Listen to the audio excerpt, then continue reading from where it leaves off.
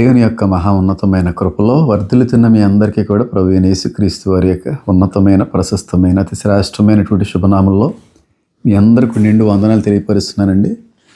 దేవుని యొక్క మహాకృపను బట్టి మాత్రమే ప్రకటన గ్రంథంలో అనేక విషయాల్ని ఈనాటి వరకు ఇప్పటి వరకు కూడా నేర్చుకోవడానికి, తెలుసుకోవడానికి, గ్రహించడానికి దేవుడు అద్భుతమైన అనుమతి, అన్నిటికీ మించిన మహా గొప్ప జ్ఞానాన్ని దేవుడు అనుగ్రహించడానికి ఇష్టపడ్డాడు. అయితే ఇప్పటివరకు చాలా విషయాలు మనం నేర్చుకున్నాం. గడిచినటువంటి సెషన్లో కూడా ఒక అద్భుతమైనటువంటి మాట, మనం చేసినటువంటి పాపాలు, మనం చేసినటువంటి అన్యాయము ఇక్కడితోనే పోతుంది. దేవుడి దగ్గర మనం క్షమాపణ కోరితే క్షమించబడతాం, అక్కడితో అయిపోద్దని అనుకుంటాం. కానీ మనం చేసిన ప్రతి పాపానికి తగినటువంటి ప్రతిఫలం, దాని జీతం, దాని యొక్క పర్యవసానం మనిషిగా ప్రతి ఒక్కరు కూడా అనుభవించాలని, పొందుకోవాల్సిన అవసరం ఉందనేటువంటి విషయాన్ని కూడా మీ అందరితో నేను పంచుకునే ప్రయత్నం చేశానండి. అయితే ఈ రోజున ఈ సమయం ముందు మీతో ఒక అద్భుతమైనటువంటి విషయాన్ని పంచుకోవడానికి ఇష్టపడుతున్నాను. వాస్తవానికి ఈ విషయాన్ని చాలా కాలం క్రిందటే మీ అందరికీ కూడా తెలియపరచాలి. అయితే నా మనసు అంగీకరించని కారణాన్ని బట్టి,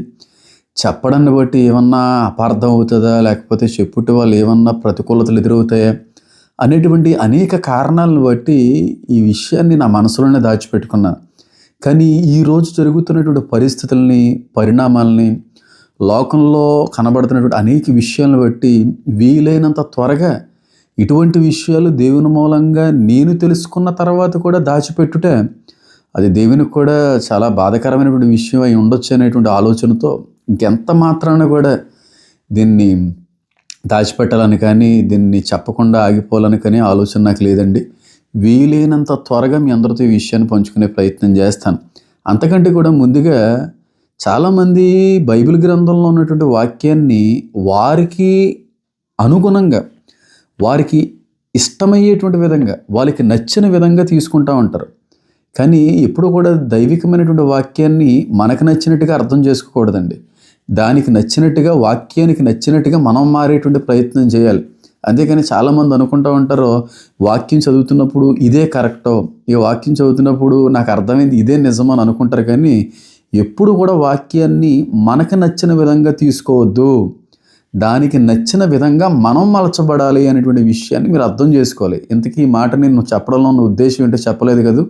చాలామంది వాక్యాన్ని అపార్థం చేసుకునేట వల్ల, వాక్యాన్ని వారి యొక్క స్వార్థం కొరకు ఉపయోగించడం వల్ల, వాక్యాన్ని వారికి నచ్చిన విధంగా వాళ్ళు తీసుకున్నట్టు వల్ల ఎన్ని అపార్థాలు, ఎన్ని అనర్థాలు, ఎంత భయంకరమైనటువంటి నష్టాలు వస్తాయనేటువంటిది ఈ సందేశాన్ని బట్టి మీ అందరికీ కూడా అర్థమైపోద్ది. లోకంలో చాలా అవాంతర శాఖలు కనబడుతున్నాయి. చాలామంది క్రైస్తవ వ్యతిరేక గ్రూపులు ఫామ్ అవుతూ ఉన్నాయి. వాక్యానికి వ్యతిరేకమైనటువంటి రీతిలో ఏర్పడేటువంటి సంస్థలు, ఏర్పడేటువంటి సహవాసాలు, సమాజాలు చాలానే కనబడుతున్నాయి. కానీ బైబిల్ గ్రంథంలో, నేను బైబిల్ చాలాసార్లు చదివాను, కానీ బైబిల్ గ్రంథంలో నాకు ఎప్పుడూ ఇవ్వనటువంటి ఒక ఆనందం, ఎప్పుడూ కలగనటువంటి ఒక ఆశ్చర్యం, నిజంగా వచనాన్ని దేవుని మూలంగా నేను అర్థం చేసుకున్న తర్వాత నేను పడినంత కంగారు అంత ఇంత కాదండి. అంత ఆశ్చర్యానికి కలిగజేసేటువంటి ఒక వచనాన్ని నేను గమనించాను. ఆ వచనం యొక్క ప్రస్తావన నేను ముగింపులో మీ అందరికీ నేను పంచుకునే ప్రయత్నం చేస్తాను. కానీ వాస్తవానికి లేఖనాల్లో ఒక లేఖనాన్ని కొంతమంది శాఖలు, కొంతమంది వ్యక్తులు వారి యొక్క స్వార్థం కొరకు, వారి యొక్క ఇష్టాన్ని నెరవేర్చుకునే కొరకు, లేదంటే వాక్యాన్ని వక్రీకరిస్తూ చాలా భయంకరమైనటువంటి పరిస్థితుల్లోకి లోకాన్ని తీసుకుని వచ్చారు. ఎందుకు ఆ వాక్యం ఏంటో చెప్పలేదు కదా. ప్రకటన గ్రంథంలో 22వ అధ్యాయంలో 16వ వచనంలో ఒక వచనం కనబడుతుందండి, ఒక మాట కనబడుతుందండి. దీన్ని చాలామంది అపార్థం చేసుకున్నారండి. ఇది అపార్థం చేసుకోవడంతో పాటుగా వాళ్ళకి నచ్చిన విధంగా దాన్ని తీసుకునేట వల్ల లోకంలో అనేక మందిని నరకానికి పాత్రులుగా, నరకానికి పంపించేటువంటి వారిగా మారిపోయేటువంటి పరిస్థితులు వస్తాయని కూడా గమనించకుండా వాళ్ళు చేశారు. ఒక మాటలో చెప్పాలంటే సాతాను మూలంగా తప్పిపోయినటువంటి ఇద్దరు వ్యక్తులు, ఆ ఇద్దరు వ్యక్తుల ద్వారాగా వచ్చినటువంటి 2 రకాలైనటువంటి శాఖలు, ఆ 2 శాఖల్ని సాతాను ఎంత జ్ఞానయుక్తంగా, చాకచక్యంగా వాడి వైపు మలుచుకుంటున్నాడో అనేది దీన్ని బట్టి మనకు అర్థమవుతుంది. ఇందుకే వచనం 22వ అధ్యాయం 16వ వచనం చూడండి. సంఘముల కోసము ఈ సంగతులను గురించి మీకు సాక్ష్యం ఇచ్చుటకు యేసు అను నేను నా దూతను పంపి ఉన్నాను. యేసు అనేటువంటి నేను నా దూతను పంపి ఉన్నాను. మరలా చదువుతున్నాను. యేసు అనేటువంటి నేనే నా యొక్క దూతను పంపుచున్నాను, సంఘముల యొక్క శ్రేయస్సు కొరకు సంగతులు గూర్చి సాక్ష్యం ఇచ్చుటకు అనేటువంటి మాట కనబడతా ఉంది. ఈ వచనాన్ని ఆధారం చేసుకుని ఈ వచనాన్ని వారి యొక్క స్వార్థ ప్రయోజనాల కొరకు మలుచుకొని వచ్చినటువంటి 2 శాఖలు ఉన్నాయి. ఈ 2 శాఖలు కూడా వాక్య విరుద్ధమైనటువంటి బోధలతోనే ప్రజలను మోసగిస్తూ ముందుకు వెళ్ళినటువంటి వ్యక్తులు. మొట్టమొదటి శాఖ ఎవరు అంటే, ఎవరిని నేను వ్యక్తిగతంగా ఎప్పుడు కూడా విమర్శించను. అయితే వాక్యానికి వ్యతిరేకంగా మాట్లాడుతూ అనేక మంది ఆత్మలకు నష్టాన్ని కలిగించేటువంటి విధంగా ఉంటూ ఇప్పటికీ కూడా అనేక మందిని భ్రమపరుస్తున్నటువంటి కొంతమంది బోధల్ని మనం లేఖనానుసారంగా మనం మాట్లాడకపోతే బహుభయంకరమైనటువంటి నష్టాలు వస్తాయి. కనుక ఈ విషయాన్ని మీ అందరితో పంచుకోవడానికి ఇష్టపడుతున్నాను. ఈ వచనాన్ని వారి యొక్క స్వార్థ ప్రయోజనం కొరకు ఉపయోగించుకున్నటువంటి మొట్టమొదటి వ్యక్తి బ్రెన్హామ్ అండి. బ్రెన్హామ్ అనేటువంటి ఈ వ్యక్తి గురించి చాలామందికి తెలిసే ఉండొచ్చు. బ్రెన్హామ్ నుంచి పుట్టుకొచ్చిందే బ్రహ్మానిజం. ఈ బ్రెన్హామ్ని వెంబడించేటువంటి వాళ్ళే బ్రెన్హమిస్ట్స్ అని కూడా పిలుస్తూ ఉంటారు. వాస్తవానికి ఈ వ్యక్తి డినామినేషన్ ఏంటి అనే దానికంటే కూడా ఓన్ డినామినేషన్ ఫామ్ చేసుకున్నాడు. ఫస్ట్ బ్యాప్టిస్ట్గా ఫాలో అయ్యాడు, తర్వాత పెంటెకోస్టల్గా కొనసాగాడు. కానీ ఒకానొక సందర్భానికి నేను ఏ డినామినేషన్కి సంబంధించిన వ్యక్తిగా నేను ఉండడం ఏంటని అనుకున్నాడో ఏంటో తెలియదు, కానీ ఈయనకి ఒక ప్రత్యేకమైన గుర్తు రావాలి అనేటువంటి ఆలోచనతో ఒక ప్రత్యేకమైనటువంటి సంస్థని, ప్రత్యేకమైనటువంటి ఒక సమూహాన్ని తయారు చేశాడు. ఆ సమూహాన్నే బ్రెన్హమిజం అని పిలుస్తూ ఉంటారు.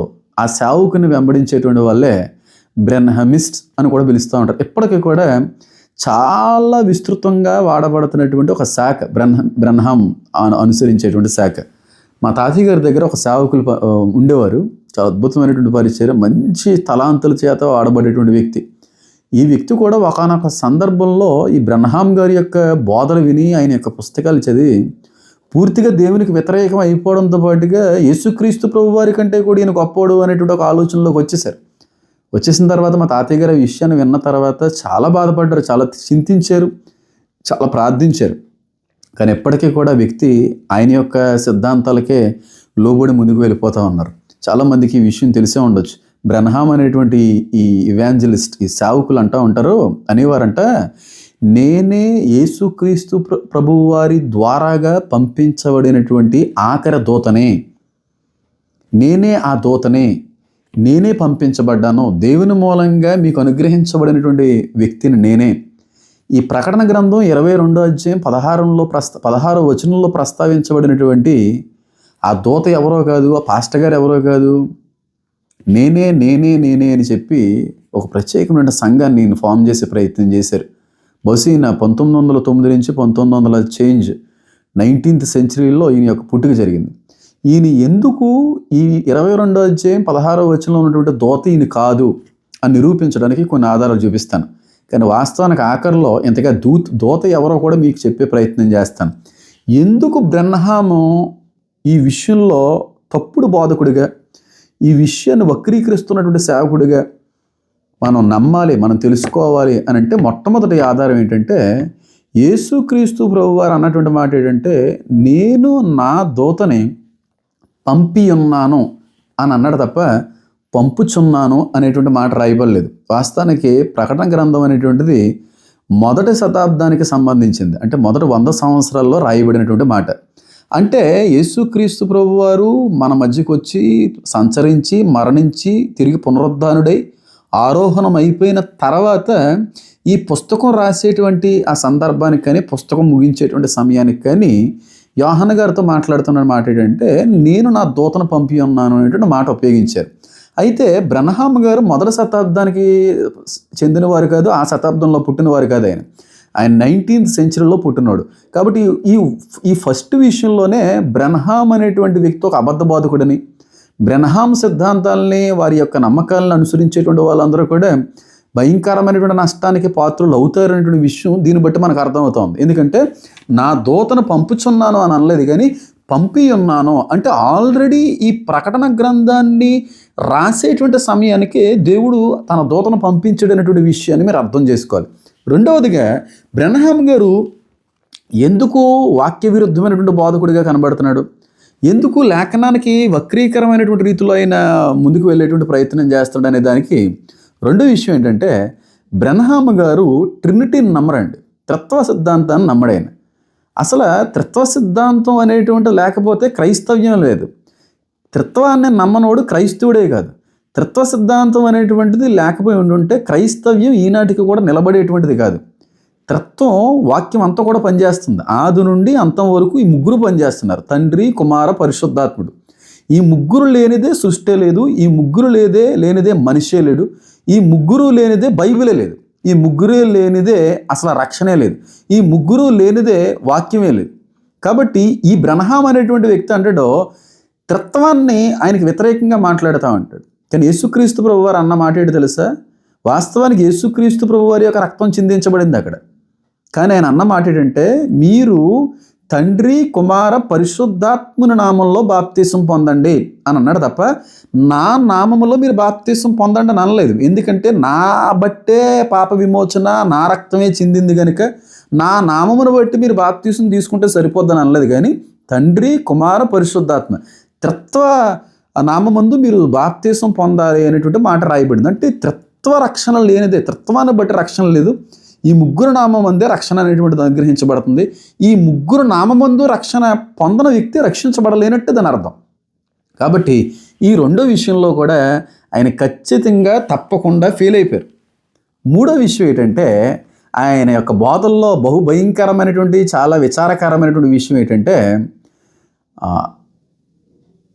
ఆ అవ్వ సర్పంతో పాపం చేసింది. అంటే అవ్వ సర్పంతో సంభోగించింది. కాబట్టి అవ్వకే సర్పానికి పుట్టిన వాళ్ళే ఈ మనుషులు అనేటువంటి బోధ ఎంతవరకు కరెక్ట్ అండి? నేను చెప్తున్నాను చూడండి. ఈయన ఒక్కరే కాదు కానీ చాలామంది ఉన్నారండి ఇలాగా. చాలామంది సేవకులు వాక్యాన్ని అపార్థం చేసుకుని, వాక్యాన్ని వక్రీకరిస్తూ, వాక్యానికి వారికి ఇష్టమైనటువంటి రీతిలో మలుచుకుంటూ ముందుకు వెళ్ళేటువంటి వ్యక్తుల వల్లే ఇలాంటి పరిణామాలు, ఇలాంటి పరిస్థితులు. నేను ఎప్పుడో కూడా కొంతమంది వీడియోస్ వెళ్ళి పంపిస్తుంటూ చూస్తుంటాను. ఒక ఆయన ఎవరో అడిగినటువంటి ప్రశ్నలకి సమాధానాలు ఇస్తూ ఉంటాడంట. 2-3 విన్నాను ఆ క్వశ్చన్స్కి ఆన్సర్లు ఏమి ఇస్తారనేది. కానీ ఎంత భయంకరమైనటువంటి పచ్చాబద్దాలు అంటే అంత పచ్చాబద్దాలు, అసలు కరెక్టే కాదు అది. ఆ విధంగా మాట్లాడేవాళ్ళు. అంటే దాని అర్థం ఏంటంటే, ఇప్పుడు వాళ్ళకి అర్థమైంది, వాళ్ళు చదివినప్పుడు వాళ్ళు తెలుసుకున్నదే నిజం. కాబట్టి వాళ్ళకి ఏదైతే అర్థమైందో అదే నిజం, అదే నమ్మాలి ప్రజలు అన్నట్టుగా బోధించేటువంటి తత్వం. బ్రెన్హామ్ కూడా అదే అనుకున్నట్టున్నాడు. ఎందుకంటే లేఖనాల్లో మాట కనబడుతుంది, సర్ప సంతానమా అని చెప్పి. సర్ప సంతానం అనేటువంటిది ఈయన ఎలా తీసుకొని ఉండొచ్చు అంటే, నాకు తెలిసినంత వరకు ఆయన సర్పానికి అవ్వగారికి మధ్యన పుట్టినటువంటి సంతానాన్నే దేవుడు ఈ విధంగా పిలిచాడని అనుకోవచ్చు. సర్ప సంతానమా అంటే సర్పానికి అవ్వకి పుట్టినటువంటి సంతతిని కాదు దాని అర్థం. సర్ప సంతానమా అంటే సర్పం యొక్క కుయుక్తిని బట్టి పడిపోయినటువంటి మానవ జనాంగమా, పాపమును బట్టి పుట్టిన వారులారా, పాపానికి లోనే పుట్టిన వారులారా, పాపము నుండి పుడుతున్న వారులారా, సర్పం యొక్క కుయుక్తికి పడి పాపమును బట్టి జన్మిస్తున్న వారులారా. పాపాన్ని అక్కడ సర్పంతో పోల్చే ప్రయత్నం చేశాడు. కాబట్టి బ్రెన్హామ్ ఈ విషయంలో కూడా ఫాల్స్ టీచర్గానే కనబడుతుంది. ఎందుకంటే ఆదికాండం 4వ అధ్యాయం 1వ వచనంలోనే కనబడుతుంది ఆదాము గారు భార్య గారి గురించి అంత అద్భుతమైనటువంటి మాట మాట్లాడారు. కాబట్టి ఆదాము గారికి సర్పానికి మధ్యన సెక్షువల్ రిలేషన్ అనేటువంటిది ఉన్నది. ఆ కారణాన్ని బట్టే ఇలా అని చెప్పి ఆయన మాట్లాడుతుంటారు. అది ఎంతవరకు కూడా కరెక్ట్ కాదండి. ఈ విషయంలో కూడా బ్రెన్హామ్ గారు పూర్తిగా వాక్య విరుద్ధమైనటువంటి బోధకుడుగానే కనబడుతూ ఉన్నాడు. ఇంకొక విషయం ఏంటంటే, బ్రెన్హామ్ అన్నటువంటి మాట, నేను ఉండగానే అమెరికా నాశనం అయిపోద్దని చెప్పి. ఆయన చచ్చిపోయింది 1990s ఎప్పుడో చనిపోయాడు ఆయన. కానీ ఇప్పటికీ ఒక 40-50 years అయింది ఆయన చనిపోయిన తర్వాత కూడా. ఇప్పటికీ కూడా పుష్కలంగా అద్భుతంగా అమెరికా అనేటువంటి దేశం అగ్రదేశంగానే కొనసాగుతోంది. కాబట్టి ఈయన ఒక ఫాల్స్ ప్రొఫెట్. ద్వితీయోపదేశకాండం 18వ అధ్యాయంలో కానీ చూస్తే ఫాల్స్ ప్రాఫెసీస్ అనేటువంటి వాళ్ళు చేసే వాళ్ళని చంపాలి, మీరు వెలివేయాలన్నారు. ప్రాఫెసీ వేరు, ప్రెడిక్షన్ వేరండి. ప్రాఫెసీ అంటే ప్రవచనం, ప్రెడిక్షన్ అంటే అంచనా వేసి చెప్పడం. కాబట్టి ఈ వ్యక్తి డైరెక్ట్గా ప్రిడిక్ట్ చేయలేదు, డైరెక్ట్గా ప్రాఫెసీస్ చెప్పాడు. అమెరికా అనేటువంటిది ఎప్పటికీ కూడా సుభిక్షంగా కనబడుతూ ఉంది. కాబట్టి దీన్ని బట్టి మీకు అర్థం కావాలి. పైగా ఈయన అన్నటువంటి మాట ఏంటంటే, నేను చూస్తుండగా నేను నా సంఘం అందరం కూడా ఎత్తబడతాం. ఇది ఎక్కడ జరిగింది? ఇప్పటివరకు దేవుని యొక్క రహస్య ఇక్కడ జరగలేదే. మరి ఇన్ని విధాలుగా అనేక విషయాల్లో వాళ్ళు తప్పు అనేటువంటి విషయాన్ని దేవుడు మనకి తెలియపరుస్తున్నప్పటికీ కూడా ఇంకా గుడ్డిగా అలాంటి వాళ్ళని వెంబడిస్తున్నాం అంటే మనం ఏమనాలండి? నేను విశ్వాసులందరికీ కూడా చెప్పేటువంటి విషయం ఏంటో తెలుసా? చివరికి నన్ను బట్టి కూడా ఈ మాట వర్తించబడుతుంది, గుర్తుపెట్టుకోండి. ఎవరో ఏదో సేవకుడు చెప్పాడు కనుక అదే నిజం అని చెప్పి నమ్మడానికి వీల్లేదు. ఏ సేవకుడైతే వాక్యాన్ని బోధిస్తున్నాడో ఆ బోధ, ఆ వివరణ, ఆ అర్థమే కరెక్ట్ అని అనుకోవడానికి వీల్లేదు. ఎందుకంటే అంత్యదినములలో చాలా భయంకరమైనటువంటి అబద్ధ బోధకులు పుడతారు, అబద్ధ బోధలు కూడా పుట్టుకొస్తాయని వాక్యంలో రాయబడింది. కాబట్టి వాక్యం చెప్పేటువంటి వ్యక్తి చెప్పేది రైటా రాంగా అనేది లేఖనానుసారంగా లేఖన పరిశీలన చేస్తూ మనం అర్థం చేసుకోవాలి. అంటే వాక్యపు వెలుగులో దీన్ని పరిశీలిస్తే ఇది అర్థమవుతుంది తప్ప పొరపాటును కూడా ఒక వ్యక్తి చెప్పింది రైట్ అని గుడ్డిగా వెళ్ళకండి. చివరికి అది నా మాట అయినా నా బోధ అయినా సరే.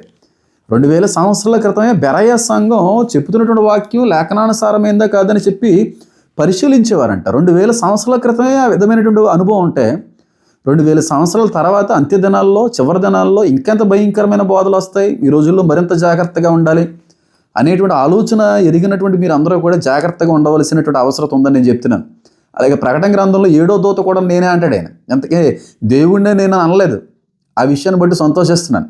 కానీ మీకు అర్థం అవ్వాల్సిన విషయం ఏంటంటే, పొరపాటును కూడా ప్రకటన గ్రంథం 22వ అధ్యాయం 16వ వచనంలో ఉన్నటువంటి ఆ దూత బ్రెన్హామ్ గారు కాదు. ఆ వ్యక్తి ఆ దూతను నేను అని చెప్పి రుజువుపరుచుకోవడానికి, ఆ వ్యక్తి నేనే అని చెప్పి ప్రజలను మోసగించడానికి ప్రయత్నం చేశారు. పూర్తిగా వాక్య విరుద్ధమైనటువంటి రీతిలో వెళ్ళాడు కనుక ఒక రకమైన శాఖ ఫామ్ అయింది. బ్రెన్హామిస్టులు కావచ్చు, బ్రెన్హామైట్స్ కావచ్చు, వాళ్ళ బోధలకు దూరంగా ఉండండి. త్రిత్వ సిద్ధాంతాన్ని నమ్మని ఏ ఒక్కడో కూడా క్రైస్తుడు కాదు. తండ్రి, కుమార, పరిశుద్ధాత్ముని సమానంగా ఎంచన వ్యక్తి కూడా క్రైస్తుడు కాదు. ముగ్గురు సమానమే, ముగ్గురు ఏకమై ఉన్నామని చెప్పి వాక్యం చాలా క్లియర్గా సెలవిస్తూ ఉంది. కాబట్టి ఈ ముగ్గురులో ఎవరికి చిన్న స్థానం ఇచ్చినా, ఎవరికి దిగువ స్థానం అనేటువంటిది ఇచ్చినా అది చాలా భయంకరమైనటువంటి నష్టాలకి దారి తీసేటువంటి పరిణామంగా కనబడుతుంది. మొట్టమొదటి శాఖ బ్రెన్హామిజం అనేటువంటిది ఈ వాక్య వక్రీకరణ చేస్తూ 22:16లో దూతను నేనే అన్నట్టుగా ఆయన ఏదో చేద్దామని అనుకున్నారు, కానీ పూర్తిగా చివరి చేసి ఒక అబద్ధ బోధకుడిగా ఆయన అయ్యాడనేటువంటి విషయాన్ని కూడా మీ అందరికీ అర్థవంతంగా చెప్పానని అనుకుంటున్నాను. రెండవ శాఖ ఏంటంటే, ఈ రెండవ శాఖకి కారణమైనటువంటి వ్యక్తి ఒక ప్రవక్త. ప్రస్తుతం ప్రపంచంలో అతిపెద్ద మతంగా విస్తరించబడుతున్నటువంటి ఒక ప్రవక్త. ఈ ప్రవక్త వారి దగ్గరికి గాబ్రియేలు దూత వచ్చి మెసేజ్ ఇచ్చింది, దర్శనం ఇచ్చింది అని చెప్పి ఆ ప్రవక్త వారు ఒక పుస్తకాన్ని, ఒక గ్రంథాన్ని రాసుకొచ్చారు. ఆ గ్రంథం దేవుని మూలంగా వచ్చిందని, ఆ గ్రంథం దేవదూత నాకు అనుగ్రహించిందని, ఆ గ్రంథంలో ఉన్నటువంటివన్నీ కూడా పూర్తిగా వాస్తవాలు అనేటువంటి విషయాన్ని మాట్లాడుతూ రాసి ప్రపంచానికి ఇచ్చినటువంటి వ్యక్తి ఒక ప్రవక్త. ఇస్లాం మతానికి మూలమైనటువంటి ఒక ప్రవక్త మహమ్మద్ ప్రవక్త వారిని నేను గౌరవిస్తున్నాను. వారి బోధలు చాలా వరకు వాళ్ళ గ్రంథాల్లో రాయబడినటువంటి చాలా మాటలు కూడా వాక్యంలో నుంచి, ఈ గ్రంథంలో నుంచి తీయబడినాయి. కానీ కొన్ని మాత్రం కల్పితాలు, కొన్ని మాత్రం వాళ్ళకి నచ్చినట్టుగా రాసుకునే ప్రయత్నం చేశారు. కాబట్టి వాళ్ళు కూడా అంటున్నటువంటి మాట ఏంటంటే, ఎప్పుడన్నా డిబేట్ జరిగినా, ఎప్పుడన్నా వాదోపవాదన జరిగినా ముస్లిం కమ్యూనిటీ ఎక్కువగా ఎత్తి చూపేటువంటి వచ్చినవి ఏంటంటే, మహమ్మద్ ప్రవక్త వారే ఆఖరి ప్రవక్త, అంతిమ ప్రవక్త, చివరి ప్రవక్త, దేవుడి మూలంగా ప్రపంచానికి అనుగ్రహించబడినటువంటి, దేవుని మూలంగా పంపించబడినటువంటి ఆఖరి చివరి ప్రవక్త ఎవరన్నా ఉన్నారంటే మహమ్మద్ ప్రవక్త వారే అని చెప్పి వాళ్ళు అంటూ ఉంటారు. అంటే 22వ అధ్యాయం 16వ వచనంలో ఉన్నటువంటి ఆ దూత నేనే అని కూడా వాళ్ళకి అనుగుణంగా మార్చుకుంటూ ఉంటారు. నేను ఆ దూతను పంపి ఉన్నాను అనేటువంటి మాట అది మహమ్మద్ వారికే వర్తించేటువంటి మాట. కాబట్టి మీరు అందరూ కూడా నమ్మి తీరాలి అన్నట్టుగా వాళ్ళు చాలా సందర్భాల్లో మాట్లాడినటువంటి పరిస్థితులు కూడా లేకపోలేదు. అయితే ఇది పూర్తిగా కూడా వాక్య విరుద్ధమైనటువంటి బోధ అంటానండి. వ్యక్తిగతంగా కానీ, ప్రత్యక్షంగా కానీ, పరోక్షంగా కానీ, మహమ్మద్ వారిని కానీ, వారి విశ్వాసాన్ని కానీ, వారి గ్రంథాన్ని కానీ ఎక్కడ కూడా నేను తప్పుపడడం కానీ, తృణీకరించడం కానీ, లేకపోతే ఒక చులకనగా మాట్లాడాలనే ఆలోచన నాకు లేదు. కానీ మీరు అనుకుంటున్నటువంటిది మాత్రం పూర్తిగా అవాస్తవం అని సత్యాన్ని తెలియపరచడానికి నా గ్రంథంలో ఉన్నటువంటి వచనాలు మాత్రం మీ అందరికీ తెలియపరిచే ప్రయత్నం చేస్తాను. ఏంటి అంటే, ఆయన అంతిమ ప్రవక్త అయి ఉండుంటే 22వ అధ్యాయం 16లో రాయబడినటువంటిది ఆ ప్రవక్త గారి గురించే రాయబడి ఉంటే, మరి హెబ్రీయులకు రాసినటువంటి పత్రిక 1వ అధ్యాయంలో ఉన్నటువంటి ఆ మాట ఏమైపోయినట్టు అంటే జరగలేనట్ట. ఆకాశము భూమి గతించిపోద్ది కానీ నా మాట ఎన్నటెంటకి కూడా గతించిపోదనేటువంటి మాట నిరర్ధకమైపోయినట్ట. ఆయనే దేవుడి మూలంగా పంపించబడినటువంటి ఆఖరి వ్యక్తి అయితే మరి యేసుక్రీస్తు ప్రభువారు ఎవరు? మరి యేసుక్రీస్తు ప్రభువారి గురించి రాయబడినటువంటి మాట ఏంటి? హెబ్రీయులకు రాసిన పత్రిక 1వ అధ్యాయం 1వ వచనం, పూర్వకాలమందు నానా సమయముల్లోనూ నానా విధములుగాను ప్రవక్తల ద్వారా మన పితరులతో మాట్లాడిన దేవుడు ఈ దినముల అంతమందు కుమారుని ద్వారా మనతో మాట్లాడిను. అంటే ఈ యుగం యొక్క అంతిమంగా దేవుడి నుంచి పంపించబడినటువంటి వారు ఎవరు అంటే, ఆయన ఆ కుమారునికి సమస్తమునకును వారసునిగా నియమించారు. ఆ దినముల అంతమయందు కుమారుని ద్వారా మనతో మాట్లాడాడు. అంటే ఈ యుగం యొక్క అంతిమ దేవుడి నుంచి పంపించబడినటువంటి వారు ఎవరన్నా ఉన్నారంటే కుమారుడైన యేసుక్రీస్తు వారే. ఒకవేళ మీరు అనుకుంటున్నటువంటి ప్రవక్త అయితే యేసుక్రీస్తు ప్రభువారు తర్వాత రాకూడదు, యేసుక్రీస్తు ప్రభువారి కంటే ముందు రావాలి. మరి యేసుక్రీస్తు ప్రభువారి తర్వాత 600 సంవత్సరాలకు ఆయన వచ్చే ప్రయత్నం జరిగింది. కాబట్టి వాక్యంలో ఉన్నటువంటి మాట ఏంటంటే, చివరగా మనుషులతో మాట్లాడుటకు దేవుడు పంపించినటువంటి ఆఖరి వారు ఎవరన్నా ఉన్నారంటే కుమారుడైన యేసుక్రీస్తు వారే. ఆయనే తండ్రికి మనకి మధ్యన మధ్యవర్తి ఉన్నాడు. ఈయనే ఆఖరివాడు. ఈయన తర్వాత దేవుడు ఇంకెవరినే పంపడం. ఈయన తర్వాత దేవుడు ఎవరిని కూడా భూమి మీదకి మళ్ళీ పంపించి మాట్లాడించే ప్రయత్నం జరగదు. కేవలం ఈయనే లాస్ట్ వన్. ఈయనతో దేవుడు ఇంకెవరిని కూడా భూమి మీదకి తన దగ్గర నుంచి పంపించే అవకాశం లేదు అని వాక్యం సెలవిస్తుంది. కానీ మీరేమంటారంటే, యేసుక్రీస్తు ప్రభువారి తర్వాత 600 సంవత్సరాలకు వచ్చినటువంటి మీ ప్రవక్త గారే అంతిమ ప్రవక్త అని మీరు మాట్లాడుతూ ఉంటారు. మీ విశ్వాసాలు మీవి, నేను కాదని అనట్లేదు. కానీ వాక్యానికని మేము జాగ్రత్తగా చదివితే ఈ విషయాలన్నీ బయటపడుతున్నాయి. యేసుక్రీస్తు ప్రభువారు మాత్రమే ఆఖరి వాడిని, దేవుని మూలంగా అనుగ్రహించబడిన వాడిని అర్థమవుతుంది. అయితే కొంతమంది క్రైస్తవ సహోదరులకు ఒక అనుమానం అనేటువంటిది వచ్చి ఉండాలి. శ్రమకాలంలో మరి 2 సాక్షులు పంపించబడతారు కదండి దేవుడి మూలంగా. మరి యేసుక్రీస్తు ప్రభువారు తర్వాతే కదండి 2 సాక్షులు వచ్చేటువంటిది అని అనుకుంటారు మీరు. ఎట్టి పరిస్థితుల్లో కూడా కాదండి. మీరు ప్రకటన గ్రంథం 11వ అధ్యాయంలో కానీ 11వ అధ్యాయం 3వ వచనం కానీ మీరు చదివితే ఆ 2 సాక్షులను నేను పంపుచున్నాను అనలేదు అక్కడ. ఆయన ఏమన్నాడంటే, వారిద్దరికి నేను అధికారం ఇచ్చేదును అన్నాడు. అంటే ఆల్రెడీ మనుషుల్లో ఉన్నటువంటి వీరిద్దరికే దేవుడు ఆ శక్తిని, ఆ కృపని, అధికారం ఇస్తాడని తప్ప ప్రత్యేకంగా దేవుని రాజ్యం నుండి, దేవుని లోకం నుండి, పరలోకం నుండి ప్రత్యేకంగా మరొకరిని పంపిస్తున్నాను అన్నట్టుగా లేదు. అధికారం ఇస్తానన్నట్టు మాత్రమే ఉంది. కాబట్టి ఈ విషయంలో కూడా వారి యొక్క బోధలు ఎక్కడ కూడా నిలబడేటువంటి అవకాశం లేదు. ఆయనే అంతిమ ప్రవక్త అయితే యేసుక్రీస్తు ప్రభు వారి తర్వాత ఇంకెవరిని పంపనండి మా దేవుడు చెప్తున్నాడు కదా. మరి ఎలాగా మీరు చెప్పేది రైట్ అని మీరు అనుకుంటున్నారు? ఇది మొట్టమొదటి విషయం. రెండోది ఏంటంటే, మహమ్మద్ ప్రవక్త గారు కానీ, వారి యొక్క గ్రంథాలు కానీ, వారి విశ్వాసం కానీ ఎక్కడ కూడా దేవునికి కుమారులు లేరు అని మాట్లాడుతూ ఉంటారు. దేవుడు ఒక్కడే.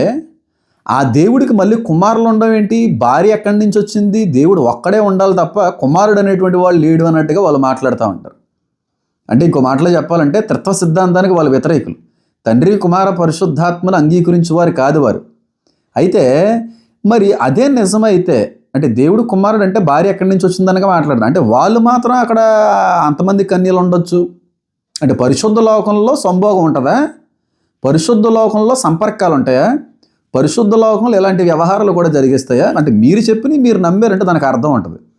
మరి ఇతర మత గ్రంథాల్లోకి వెళ్ళి వాళ్ళ వచనాలని వక్రీకరిస్తూ మీకు నచ్చినట్టుగా వాళ్ళ వచనాలు కూడా తీసేసుకుంటే అది చాలా ప్రమాదం కదండి. అది మంచిది కాదు కదండి. దేవుని కుమారులు లేడా?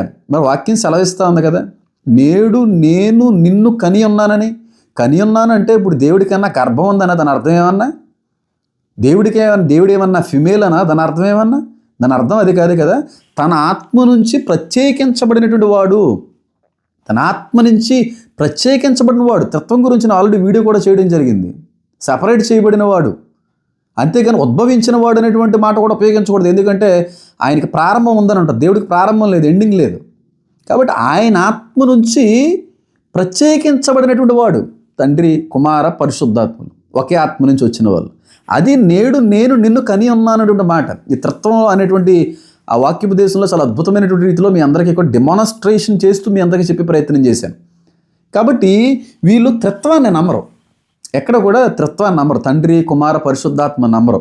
ఏమంటారంటే దేవుడు ఒక్కడే, దేవుడు అనేటువంటి వాడికి కొడుకులు లేరు, ఆ యేసుక్రీస్తు ప్రభు వారు ఉన్నారు, మేము నమ్ముతున్నాం. వాళ్ళ గ్రంథాల్లో కూడా రాయబడింది ఏంటో తెలుసా? యేసుక్రీస్తు ప్రభు వారు పుట్టారని నమ్ముతున్నారు వాళ్ళు. మరియే కడుపున ఆయన అవతరించారని చెప్పి వాళ్ళు గ్రంథాలు తెలియపరుస్తున్నాయి. కానీ యేసు ఉన్నాడో, కానీ దేవుడు కదా ఆయన, దేవుని కుమారుడు కదా ఆయన కేవలం ప్రవక్త మాత్రమే, ఆయన దేవుడు కాదని అంటూ ఉంటారు వాళ్ళ గ్రంథాలను బట్టి, వాళ్ళ విశ్వాసాలను బట్టి. పైగా 22:16 వచనం చూపించి ఆఖరి దూతను నేనే అంటుంటారు వాళ్ళ విశ్వాసాలు. ఏమండి, బైబిల్ గ్రంథంలోనే కాదు, బైబిల్ గ్రంథంలో ఉన్న ప్రవక్తలందరినీ మీరు మీ గ్రంథాల్లో తెచ్చిపెట్టుకున్నారు. ఇప్పుడు మా గ్రంథంలో లేదేమో, మీ గ్రంథంలో ఎక్కడన్నా ఉందా? ఏ ప్రవక్త అయినా సరే నేనే మార్గాన్ని, సత్యాన్ని, జీవాన్ని అన్నవాడు ఎవడన్నా ఉన్నాడా? ఒకవేళ ఏ ప్రవక్త అయినా నేను తండ్రి ఏకమై ఉన్నామనేటువంటి మాట ఎక్కడన్నా రాయబడి ఉందా? పోనీ ఏ ప్రవక్త అయినా లోక పాపముల కోసం రక్తాన్ని చిందించడానికి వచ్చిన ప్రవక్త ఎవరైనా ఉన్నారా? పోనీ ఏ ప్రవక్తలైనా మనుషుల యొక్క పాపాల కోసమే రక్తాన్ని చిందించారా, ప్రాణత్యాగం చేశారా? ఈ నిజంగానే మీరు అనుకున్నట్టుగా ప్రవక్త అయ్యి ఉండుంటే నేను తండ్రి ఏకమే ఉన్నాననే మాట అనలేరు కదా.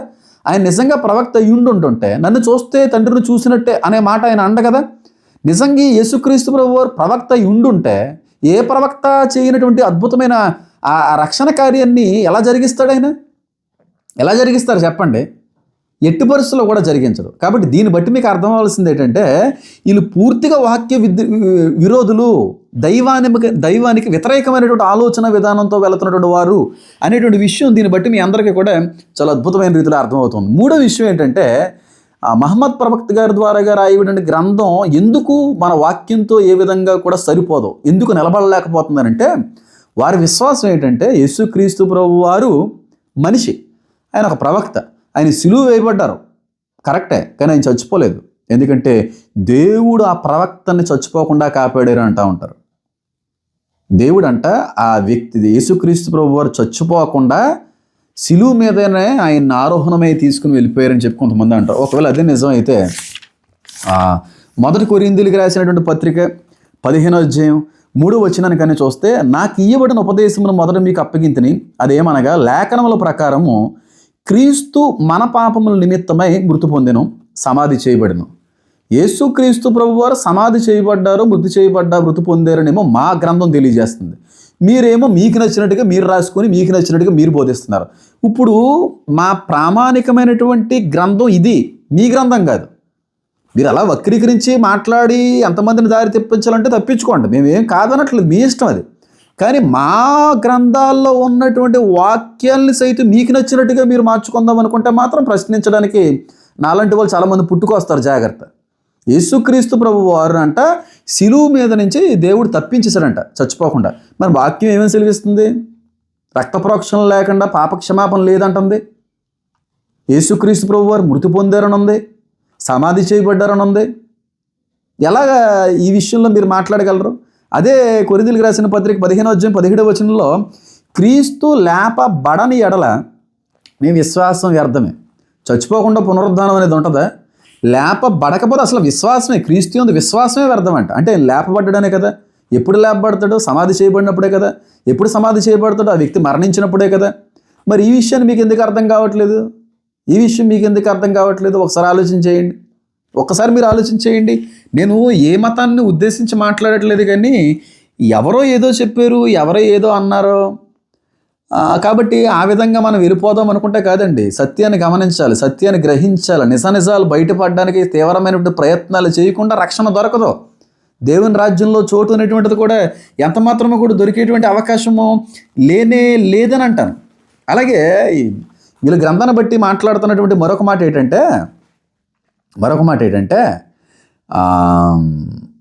యేసుక్రీస్తు తత్వం అనేటువంటి దాన్ని ఏ విధంగా కూడా వాళ్ళు ఆమోదించరు, వాళ్ళు అంగీకరించకపోగా యేసుక్రీస్తు ప్రభు వారు కూడా మా గ్రంథంలో ఉన్నారో, ఆయన మీద మాకు విశ్వాసం ఉంది, ఆయన మరలా వస్తాడని కూడా మేము నమ్ముతున్నాం.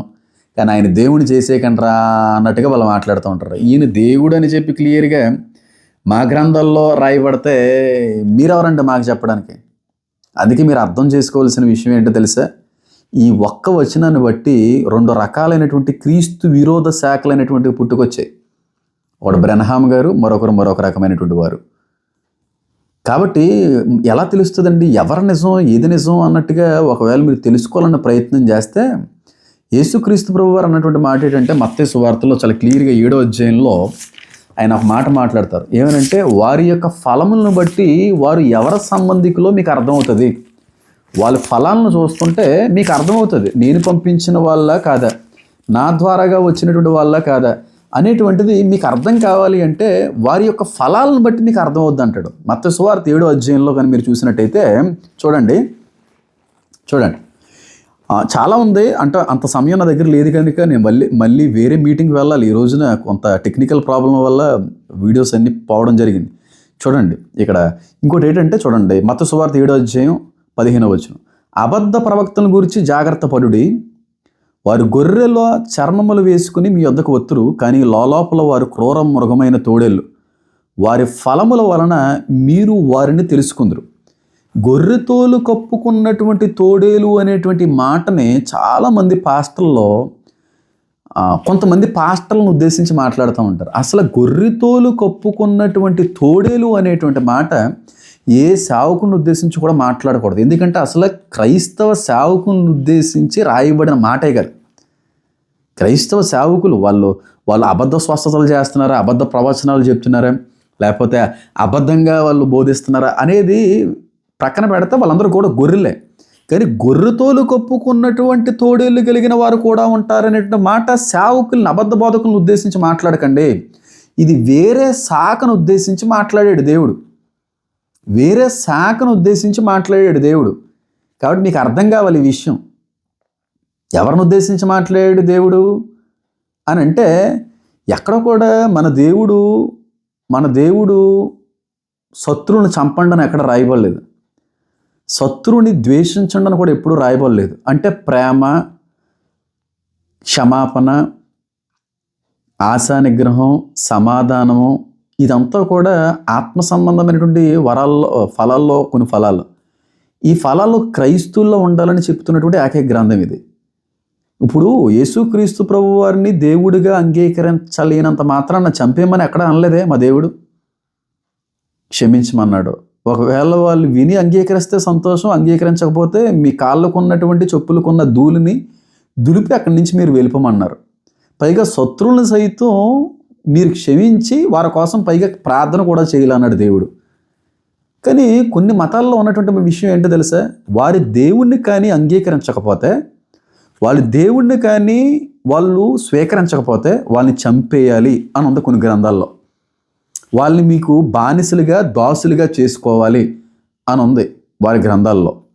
మరి ఇక్కడ నిజమైనటువంటి మానవత్వం, నిజమైనటువంటి దైవికమైనటువంటి లక్షణాలు, నిజమైనటువంటి దైవికమైనటువంటి అనుభవాలు క్రైస్తవ్యంలో క్రీస్తుకు సంబంధించినటువంటి ఈ పరిశుద్ధ గ్రంథంలో కనబడుతుందా, లేకపోతే మరి ఇతర గ్రంథాల్లో కనబడుతుందా? అంటే ఫలాలను బట్టి ఎవరు దేవుడి నుంచి వచ్చిన వాళ్ళు, ఎవరు దైవికమైనటువంటి మాటలు పలికేవారు, ఎవరు నిజమైనటువంటి దేవుని మూలంగా అనుగ్రహించబడినటువంటి గ్రంథం ఏంటి అనేది వారి ఫలాలను బట్టి అర్థం కావట్లేదు అంటారా? ఎవరై ఉంటారో నా నోటితో చెప్పడం నాకు ఇష్టం లేదు. చెవిగలవాడు వినుగాక, ఆత్మీయంగా ఎదిగిన వాడికి అర్థమవునుగాక ఉందా? మన గ్రంథంలో ఎక్కడన్నా మన దేవుడు ఎక్కడన్నా మన దేవుని అంగీకరించకపోతే చంపేమన్నాడా? ఎక్కడన్నా చంపమన్నాడా? ఎక్కడన్నా బలత్కరణంగా ఒకరిని మనలోకి రప్పించమన్నాడా? విడిచిపెట్టమన్నాడు. వారి కోసం ప్రార్థించమన్నాడు. లోకం అంతటి కొరకు మీరు ప్రార్థించాలన్నాడు. లోకం అందరినీ సమానంగా ప్రేమిస్తుందన్నటువంటి మాట లేఖనాల్లో మనకు కనబడుతూ ఉంది. కాబట్టి ఇక్కడ కూడా 22వ ప్రకటన 16వ వచనం నిజంగా ఆ ప్రవక్త గారికే వర్తించేటువంటిది అయితే ఆయన యొక్క బోధలు ఎక్కడ కూడా ఈ దేవునికి సంబంధించిన వాటిగా కనబడట్లేదు. ఈ దేవునికి సంబంధించినటువంటి అనుభవాలు ఎక్కడ కూడా వారిలో మనకు కనబడట్లేదు. మరి ఎవరో ఈ గొర్రెతోలు కప్పుకున్నటువంటి తోడేళ్ళు ఎవరోలో ఈ ఫలాలు కనబడట్లేదు అని అంటే ఒక విషయం చెప్పి నేను ముందుకు వెళ్ళే ప్రయత్నం చేస్తాను. చాలాసార్లు నేను 666 ముద్ర గురించి చెప్పినప్పుడు, లేకపోతే వచ్చేటువంటి యాంటీ క్రైస్ట్ యొక్క గ్రూప్ కోసం చెప్తున్నప్పుడు, వాడు ఉపయోగించుకునేటువంటి మతం గురించి నేను ప్రస్తావిస్తున్నప్పుడు ఎక్కువగా ఒక మతం గురించి నేను మాట్లాడుతూ ఉంటాను. అంటే విమర్శనాత్మకంగా నేను మాట్లాడలేదు, ఎప్పుడు ఏ దేవుణ్ణి కూడా నేను విమర్శించలేదు. కానీ నా వాక్యాన్ని బోధించేటువంటి క్రమంలో కొన్ని బయటికి తీసుకుని వచ్చే ప్రయత్నమే తప్ప ఎప్పుడు కూడా విమర్శించలేదు ఎవరిని కూడా.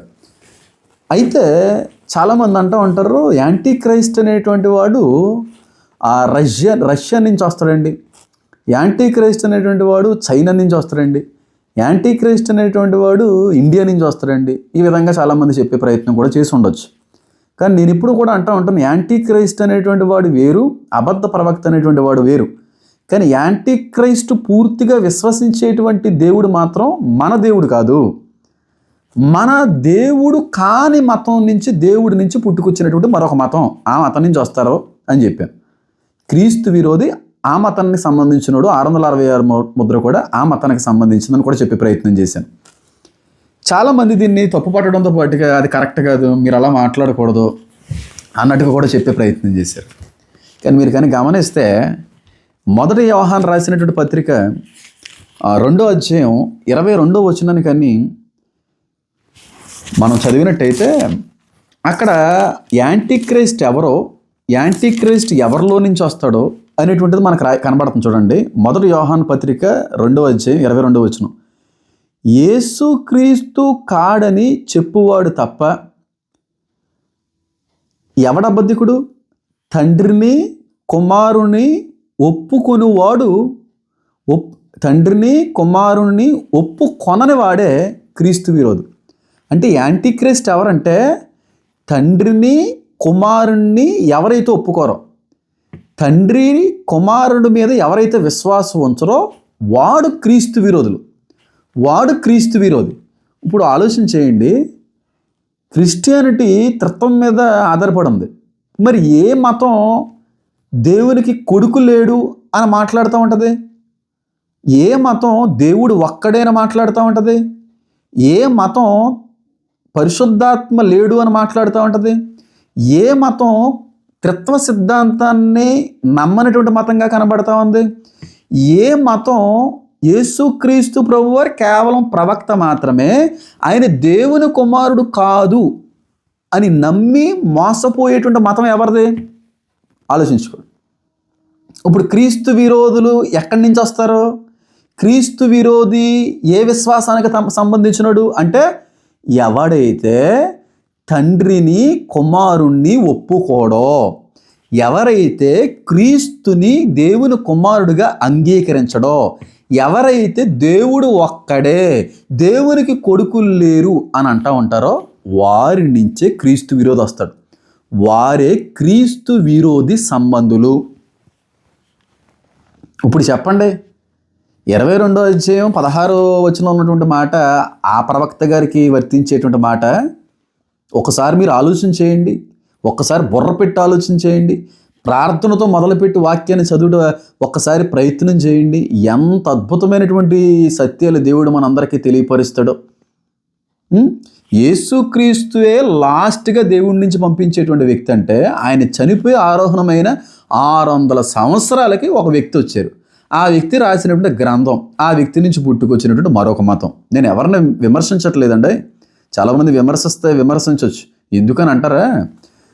చాలా రకాలైన కారణాలు బట్టి, అది నాకు అనవసరమైన విషయం కనుక నేను మాట్లాడాలనుకోవట్లేదు. కానీ మహమ్మద్ ప్రవక్త వారి గురించి బైబిల్లో రాయబడిందంటే మీరు నమ్ముతారా? అంటే 22:16లో రాయబడలేదు, కానీ పౌలు గారు మాట్లాడతారు మహాప్రవక్త గారి గురించి, ఇస్లాం గురించి, 600 సంవత్సరాల తర్వాత పుట్టుకొచ్చేటువంటి గ్రంథం గురించి, తర్వాత పుట్టుకొచ్చేటువంటి మతం గురించి, ఇజ్రాయెల్ని ఆక్రమించుకుని మా భూభాగమైనటువంటి వ్యక్తుల గురించి ఆల్రెడీ పౌలు గారు చాలా క్లియర్గా రాసేసి ఉంచేశాడు. ఆయన చాలా క్లియర్గా రాసి ఉంచాడు.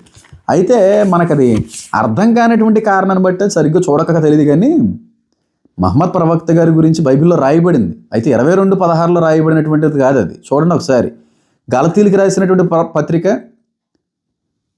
1వ అధ్యాయం 7-8 చదువుతున్నాను చూడండి. అది మరి ఒక సువార్త కాదు, కానీ క్రీస్తు సువార్తను చెరుపుగోరి మిమ్మల్ని కలవపరచువారు కొందరున్నారు. మేము మీకు ప్రకటించిన సువార్త కాక మరి ఒక సువార్తను మేమైనను పరలోకం నుండి వచ్చిన ఒక దూత అయినను మీకు ప్రకటించిన ఎడల అతడు శాపగ్రస్తుడవునుగాక. అంటే అపోస్తులైనటువంటి పౌలు గారు అపోస్తులు మాట్లాడుతున్న మాట ఏంటంటే, మాలో నుండి ఎవరైనా పుట్టుకొచ్చి, మా అపోస్తుల్లో నుండి ఎవడైనా సరే బయటకు వచ్చి మేము ప్రకటించేటువంటి క్రీస్తునందే రక్షణ అనేటువంటి సువార్త కాకుండా ఏ కొత్త సువార్తను ప్రకటించినా వాడు అబద్ధికుడే, వాడు శాపగ్రస్తుడే.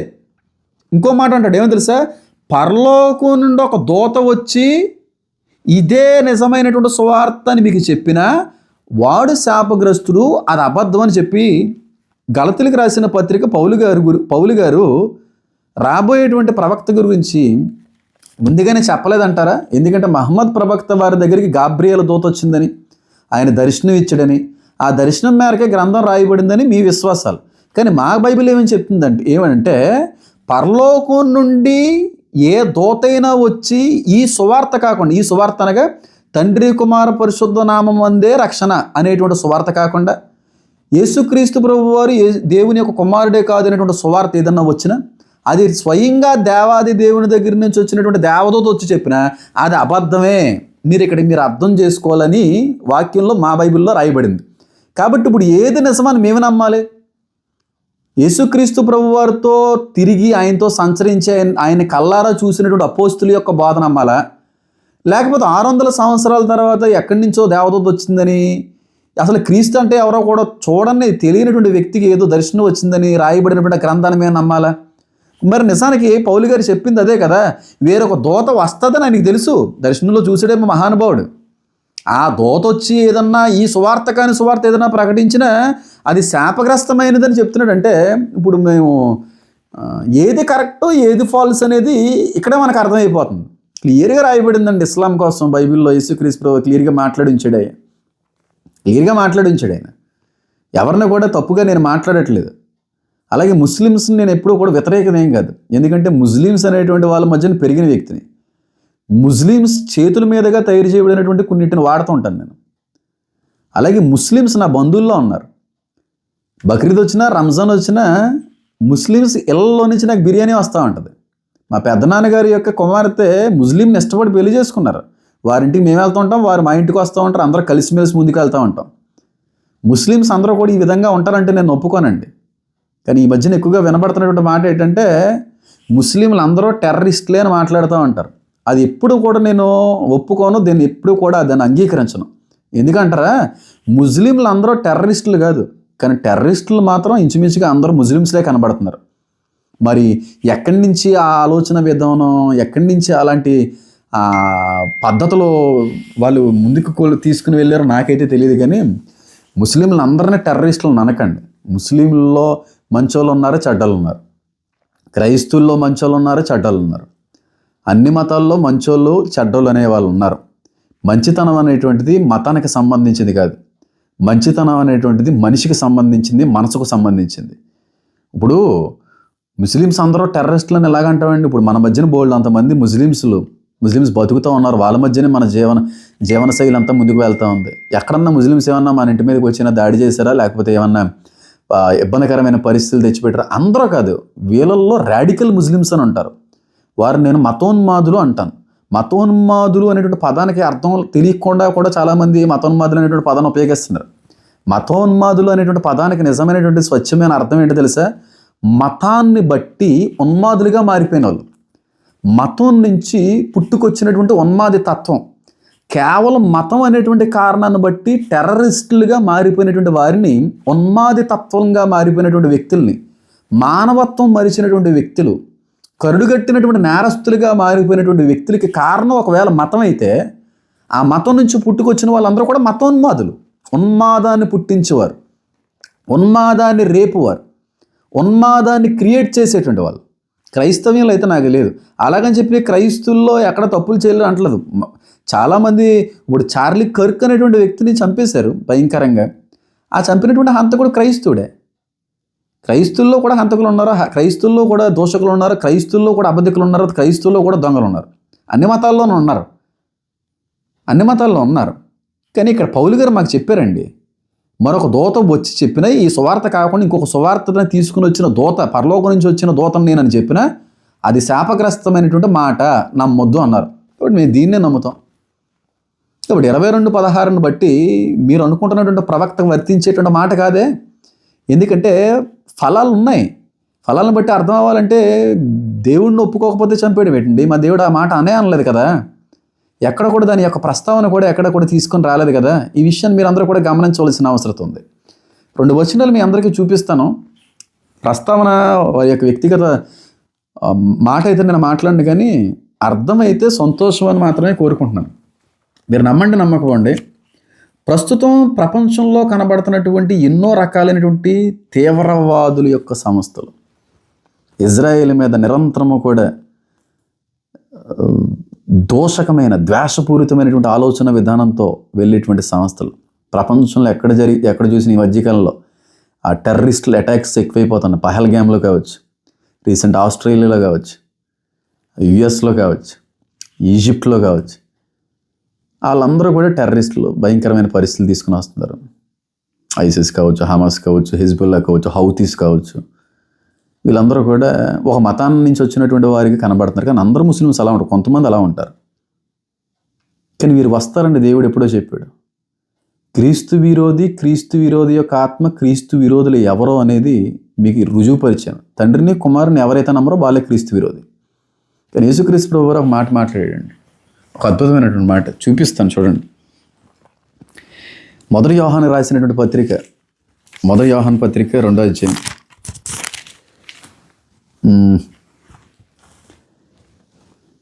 18వ వచనంలో మాటను చూడండి. చిన్నపిల్లలారా, ఇది కడవరి గడియ, క్రీస్తు విరోధి వచ్చునని వింటిరి కదా, ఇప్పుడును అనేకులైన క్రీస్తు విరోధులు బయలుదేరి ఉన్నారు. ఇది కడవరి గడియ అని దీని చేత తెలుసుకొనుచున్నాము. వారు మనలో నుండి వెళ్ళిరి గాని వారు మన సంబంధులు కారు. వారు మన సంబంధులైతే మనతో కూడా నిలిచి ఉందరు. అయితే వారందరూ మన సంబంధులు కారని ప్రత్యక్షపరచబడినట్లు వారు బయలువెళ్ళరు. ఎవరి కోసం మాట్లాడుతున్నాడు? వారు మన నుండే పుట్టుకొని వచ్చారు కానీ వారు మన సంబంధికులు కాదు. ఒకవేళ మన సంబంధికులైతే మనతోనే ఉండేవారు కానీ వారు బయలు వెళ్ళరు. ఎవరి గురించి మాట్లాడుతున్నాడంటే ఇష్మాయిల్ సంతానం గురించి మాట్లాడుతున్నాడు ఇక్కడ. కానీ వారేమంటారంటే కొండ మీద బలి ఇవ్వడానికి ప్రయత్నించింది అబ్రహాము గారిని ఇస్సాకుని కాదు ఇష్మాయిల్నే అని ఇప్పటికీ వాదిస్తూ ఉంటారు. వాస్తవానికి ప్రధాన కుమారుడు మావాడే అని వాళ్ళు వాదిస్తూ ఉంటారు. కానీ అబ్రహాము దగ్గర నిలిచిపోయింది ఇస్సాకు సంతానమే కానీ ఇష్మాయిల్ సంతానం కాదు. అదే ఇక్కడ మాట్లాడుతున్నాడు. అబ్రహాము నుంచి పుట్టుకొచ్చినటువంటి సంతతి ఇది. ఒకటి యోధా సంతతి, ఒకటేమో ఇష్మాయిల్ సంతతి. అయితే యూదులు అందరూ కూడా ఇక్కడ నిలిచిపోయారు దేవునితో, ఇజ్రాయేలైట్స్ అందరూ. కానీ హాగర్ మాత్రమే వారి నుంచి విడిచి బయలుదేరి వెళ్ళింది. ఎందుకంటే మా బైబిల్ అదే చెప్తుంది. వారు మన సంబంధికులు అయితే మనతోనే ఉంటారు కానీ బయలు వెళ్ళరు కదా. అయితే హాగరు తన కుమారుని తీసుకుని బయలు వెళ్ళిపోయింది. దేవుడు వాగ్దానం చేసాడు, మిమ్మల్ని కూడా చూసుకుంటాను, మిమ్మల్ని కూడా దీవిస్తానని. ఆ విధంగా దీవించబడ్డారు వాళ్ళందరూ కూడా. అరబ్బులు అందుకే అంటున్నా, అందరూ కాదండి. ఇక్కడ ముస్లిమ్స్ వేరే, అక్కడ ముస్లిమ్స్ వేరే, వాళ్ళంతా వేరే లీనేజ్, వేరే బ్లడ్ లైన్ నుంచి వచ్చిన వాళ్ళు.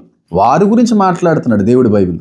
అంతేగాని ఇక్కడ సంబంధించినటువంటి ముస్లిమ్స్ గురించి కాదు. ఇక్కడ ఉన్న వాళ్ళు చాలామంది వాళ్ళ పూర్వీకులు హిందువులే. ఎందుకంటే చాలా వరకు ఇక్కడ హిందువులే ఉండేవారు కనుక అక్కడి నుంచి దేవుని తెలుసుకుని వచ్చిన వాళ్ళే ఉన్నాం మనం కూడా. కొంతమంది బలవంతంగా మత మార్పిడులను బట్టి కూడా మతానికి మారిపోయిన వాళ్ళు ఉన్నారు. కొంతమంది మొఘల్ ఎంపైర్స్ వచ్చిన తర్వాత బలవంతపు మత మార్పిడిని బట్టి కూడా హిందువులు ఆ విధంగా, క్రైస్తువులు ఆ విధంగా వెళ్ళిపోయిన వారు కూడా ఉన్నారు. వాళ్ళు అలా కొనసాగుతున్నారు. కానీ వెనకాల వాళ్ళు పూర్వీకులు ఎవరికీ తెలియదు.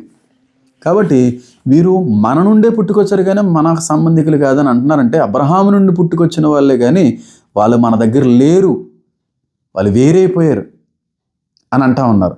కాబట్టి క్రీస్తు విరోధికి సంబంధించినట్టు గుంపది. ఎవరు క్రీస్తు విరోధి? వాళ్ళే కదా అంటున్నారు. ఇప్పుడు మీరు ఎక్కడైనా అరబ్ కంట్రీస్లోకి వెళ్ళి దేవుడు కొడుకున్నాడంటే నమ్ముతారా? యేసుక్రీస్తు ప్రభువు వారు దేవుని కుమారుడు అంటే నమ్ముతారా? త్రిత్వ సిద్ధాంతాన్ని నమ్ముతారా? ఎట్టి పరిస్థితుల్లో నమ్మకపోగా లేనిపోని ఇబ్బందులు పెట్టే ప్రయత్నం చేస్తారు. ఆ జనాంగానికి సంబంధించి ఉపయోగించినటువంటి పదమే క్రీస్తు విరోధి. ఇందాక కూడా గలతీలకు రాసినటువంటి పత్రిక, ఎవరైతే తండ్రిని కుమారుని నమ్మరో వారు క్రీస్తు విరోధి. ఇప్పుడు మీరు అర్థం చేసుకోండి, 666 ముద్ర ఎక్కడి నుంచి వస్తుంది? ఆఖరి దినాల్లో ప్రపంచాన్ని పాలించేటువంటి వాళ్ళు కాదా? సౌదీ అరేబియన్స్ కాదా? ఒకసారి ఆలోచించేయండి. ఇంకా ఇంకా ఒక చిన్న వచనం చూపిస్తాను మీ అందరికీ దిమ్మ తిరిగిపోయేటువంటి వచనం. యోహాను సువార్త 16వ అధ్యాయం. యోహాను సువార్త 16వ అధ్యాయం కానీ చూస్తానండి, ఇప్పుడు కనబడుతున్నటువంటి ఎన్నో ఉగ్రవాద సంస్థల గురించి యేసుక్రీస్తు ప్రభు వారు ఎప్పుడో చెప్పారంటే మీరు నమ్ముతారో లేదో నాకు తెలియదు, కానీ ఈ వచనం నేను చదివిన తర్వాత నేనైతే చాలా షాక్ అయ్యాను. అది చూపించి మిమ్మల్ని కూడా షాక్ గురి చేస్తుంది ఈ వచనం అని నేను అనుకుంటున్నాను. చూడండి, యోహాను సువార్త 16వ అధ్యాయం. మీరు అభ్యంతర పడకుండా వలనని ఈ మాటలు మీతో చెప్పుచున్నాను. వారు మిమ్మను సమాజ మందిరములో నుండి వెలివేదురు. ఇక్కడతో ఆపేసి తర్వాత చూడండి, మిమ్మును చంపు ప్రతివాడు తాను దేవునికి సేవ చేయుచున్నానని అనుకుని కాలము వచ్చుచున్నది. మిమ్మును చంపు ప్రతి ఒక్కడు దేవుడికి సేవ చేస్తున్నాను అనేటువంటి కాలం ఒకటి వస్తుందంట. మిమ్మును అనగా క్రీస్తుని అనుసరించే, క్రీస్తుని సొంత రక్షకునిగా అంగీకరించేటువంటి క్రైస్తువుల గురించి అక్కడ మాట్లాడుతున్నాడు యోహాను భక్తుడు. క్రైస్తువులు, యూదులు కూడా ఉద్దేశించి మాట్లాడుతున్నాడు. అంటే ఎవరైతే క్రీస్తుని తెలుసుకుంటారో, క్రీస్తుని తెలుసుకున్నటువంటి క్రైస్తువుల్ని చంపినటువంటి వ్యక్తులు అనుకుంటారంట దేవుడికి మేము సేవ చేస్తున్నామని. ఇప్పుడు క్రైస్తువులందరినీ చంపుతున్నటువంటి కొన్ని గ్రూప్స్ ఉన్నాయి. ఆ గ్రూప్స్ యొక్క నినాదం ఏంటి? ఈజిప్ట్లో 21 మంది క్రైస్తువుని సముద్రం దగ్గర అతి కిరాతంగా చంపేశారు. లేదంటే ఇలాంటి టెర్రరిస్టులు చంపిన తర్వాత ఒక దేవుని పేరును ఉచ్చరిస్తూ వాళ్ళు దేవుని గణపరుస్తూ ఉంటారు. ఎవరనేది నేను చెప్పాలని ఇష్టపడట్లేదు, కానీ వాక్యంలో వారి గురించి రాయబడి ఉంది. ఏమన్నా తెలుసా? మిమ్మల్ని చంపి వారి దేవుడికి ఏదో సేవ చేస్తున్నాం అనేటువంటి భావన ఉంది. అలాంటి మన దేవుణ్ణి అంగీకరించినటువంటి వ్యక్తులను చంపుట వల్ల మన దేవుని దృష్టిలో మీరు అంగీకరించబడతారో, మీకు దేవుని రాజ్యంలో అలాంటి గిఫ్ట్లు వస్తాయి, ఇలాంటి గిఫ్ట్లు వస్తాయని రాయబడింది కొన్ని గ్రంథాల ప్రస్తావన ఎందుకులేండి. దేవుడు క్లియర్గా రాసి ఉంచడండి. మనకు అర్థం కాలేదా, లేకపోతే చదవాలనేటువంటి ఆలోచన మనకు రాలేదా, బద్ధకం ఎక్కువైపోయిందా, సోమరుల వల్లే తయారైపోయామో తెలియదు. క్రైస్తువుల్ని చంపుతూ దేవునికి సేవ చేస్తున్నాము అనేటువంటి భావన కలిగినటువంటి సాకు ఉందంట, వస్తుందంట, ఆల్రెడీ వచ్చిందంట, ప్రపంచాన్ని ఏళ్తుందంట ముందు రోజుల్లో. ఇప్పటికే చాలామంది క్రైస్తవుల్ని, యూదుల్ని ఊచకోత కోసినటువంటి మతం అంట ఉన్నారంట. అందులో కొంతమంది వారి గురించి దేవుడు క్లియర్గా బైబిల్లో రాసి ఉంచాడండి. వారి గురించి క్లియర్గా బైబిల్లో దేవుడు రాసి ఉంచాడు. మిమ్మల్ని చంపి వారి దేవుడికి ఏదో సేవ చేస్తున్నావు అనేటువంటి కాలం రాబోతుంది. పహల్గామ్లో అడిగి మరీ తెలుసుకొని చంపేశారంట. చంపేశారంట. రీసెంట్గా ఆస్ట్రేలియాలో యూదుల యొక్క పండగ జరుగుతుంటే కేవలం యూదులనే టార్గెట్ చేసి చంపేసి వాళ్ళ దేవుడి నామాన్ని ఉచ్చరిస్తూ ఆనందించలేదా? రీసెంట్గా బంగ్లాదేశ్లో నిన్న వార్త విన్నాను, చాలా బాధేసింది నాకు. ఒక హైందవుడు వాళ్ళ ప్రవక్త గారిని ఏదో బూతు దుర్భాష ఏదో ఆడినందు కొరకే ఆ వ్యక్తిని చంపేసి చెట్టుకి కట్టేసి కాల్చేశారండి. వాళ్ళు మాత్రం ఎంతమంది దేవుళ్ళన్నా ఏమని అనొచ్చు, క్రీస్తు దేవుడే కాదనొచ్చు, లేదంటే ఏడ్చాడు అనొచ్చు, ఎన్నన్నా చేయొచ్చు, వ్యంగ్యంగా ఎంతమంది అన్నా మాట్లాడచ్చు. ఒక నార్మల్ ప్రవక్త గారిని ఎవరో ఏదో హైందవ మతస్థులు ఏదో అంటే కొట్టి చంపి కట్టి చెట్టుకి కాల్చేస్తారా? పైగా కాల్చేసి చంపేస్తున్నప్పుడు మీరు నమ్ముకున్నటువంటి ఆ దేవుడి పేరుని అంత గట్టిగా ఉచ్చరిస్తూ పలుకుతూ దేవుడికి ఏదో సేవ చేస్తున్నాం అనేటువంటి భావన ఎవరిలో కనబడుతుంది? నేను మళ్ళీ చెప్తున్నాను, రాధా మనోహర్ దాస్ గారు లాంటి వాళ్ళు, క్రైస్తవ వ్యతిరేకులు ఎక్కువగా అంటూ ఉంటారు, బలవంతపు మత మార్పిడి చేస్తున్నారు ఈ క్రైస్తవులు, బలవంతంగా మతాన్ని మారుస్తున్నారండి. తెలిసి వచ్చే రోజు ఒకటి ఉందండి. బలవంతపు మత మార్పిడి చేసే రోజులు ఒకనొక రోజులు రాబోతున్నాయి. ఆ రోజున మా యొక్క విలువ, మా యొక్క గొప్పదనం, నిజంగా మేము గొర్రె స్వభావం కలిగిన వారో కాదో, ఆ రోజు మేము మీ మధ్య లేనప్పుడు మమ్మల్ని మీరు అర్థం చేసుకుంటారు. ఉన్నాయి, ముందు రోజుల్లో ఉన్నాయి. చంపి దేవునికి సేవ చేస్తున్నాం అనుకుంటున్నారు, దేవుడికి ఏదో మహిమ తెచ్చి పెడుతున్నాం అనుకుంటున్నారు, దేవుడు కోరుకున్నది ఏదో చేస్తున్నాం. దేవుడు అనేవాడు ఒక వ్యక్తిని చంపుట వల్ల మహిమ ఎందుకు పొందుకుంటాడు? ఆ వ్యక్తి దేవుడు ఎందుకు అవుతాడు? క్లియర్గా 666 ముద్ర కోసం, క్రీస్తు విరోధి ఎవరి కోసం, క్రీస్తు విరోధి సైన్యం ఎవరో దానిలో మాట్లాడాడు కదండి. నేను చూసినటువంటి 4వ మృగం అనేక మందిని త్రొక్కుచు అనగదొక్కుచు వెళ్ళిపోతుంది. బహు వికృతమైనటువంటి జీవది. మునుముందు రోజుల్లో తెలిస్తే ఆ రోజున గుండెలు బాదుకొని ఏడ్చేటువంటి రోజులు రాబోతున్నాయి. ఆ రోజుల్లో మీరు ఉండకూడదంటే బ్రతుకుండగానే, అవకాశం ఉండగానే, ఈ వీలు ఉన్నప్పుడే నిజమైనటువంటి దేవుడు ఎవరో తెలుసుకోవడానికి ప్రయత్నం చేయండి. కనీసం ప్రయత్నం చేస్తే ఆయన సహాయం చేస్తాడు. ఉన్నాడు. ఈ టెర్రరిస్ట్ గ్రూపులు అన్నిటి గురించి దేవుడు మాట్లాడాడు. ఆ టెర్రరిస్ట్ గ్రూపులు అలాగే క్రిస్టియన్స్ని, ఇతర మతస్థుల్ని చంపి వాళ్ళ దేవుడికి ఏదో సేవ చేస్తున్నాం అనుకునేటువంటి రోజులు రాబోతున్నాయని ఆ గ్రూప్స్ కోసం దేవుడు మాట్లాడాడు. ఒక దూత వచ్చి మాకు ఏదో చెప్పిన దర్శనం వచ్చిందని మీ విశ్వాసంలో మీరు వెళ్తున్నారు, సంతోషమే. కానీ అలాంటి దూత వస్తుందని పౌలు గారు మాకు ఎప్పుడో చెప్పాడు. దాన్ని మీరు నమ్మొద్దు అన్నాడు. ఇంతకీ ఇప్పుడు 22వ అధ్యాయంలో 16వ వచనంలో దూత ఎవరండి బాబు? అది చెప్పండి పాస్టర్ గారు బాబు ముందు. బ్రహ్మ గారా, లేకపోతే ఆ ప్రవక్త గారు, లేకపోతే ఎవరు అంటే ఆ దూత ఎవరో కాదండి. ప్రకటన గ్రంథం 1వ అధ్యాయం 1వ వచనంలోనే ఆ దూత యొక్క ప్రస్తావన ఉంది. 22:16లో రాయబడినటువంటి దూత ఏంటనేది చూడండి, చదువుతున్నాను. 22వ అధ్యాయం 1వ వచనం. యేసుక్రీస్తు తన దాసులకు కనుపరచుటకు దేవుడు ఆయనకు అనుగ్రహించిన ప్రత్యక్షత, ఈ సంగతులు త్వరలో సంభవింపనై ఉన్నవి. ఆయన తన దూత ద్వారా వర్తమానమును పంపి తన దాసుడైన యోహానుకు వాటిని సూచించింది. ఇక్కడ 22:16 వచనంలో దూత అనేటువంటి పదం దగ్గర హనాక్ అనేటువంటి పదం ఉపయోగించబడింది. దాని అర్థం ఏంటంటే మెసెంజర్ ఆఫ్ గాడ్. హీబ్రూలో దేవుడి నుండి పంపించబడినటువంటి మెసెంజర్, ఒక వర్తమానికుడు, ఒక దూత అనేటువంటిది.